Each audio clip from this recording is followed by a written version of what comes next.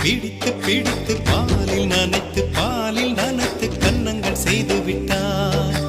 உலக மலர்கள் பறித்து பறித்து 2 பந்துகள் அமைத்து அமைத்து பெண்ணை சமைத்து விட்டார்.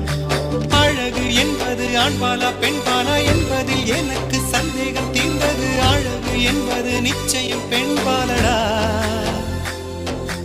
கவிதை என்பது மொழியின் வடிவம் என்றொரு கருத்தும் இன்று உடைந்தது. கவிதை என்பது கன்னி வடிவமடா.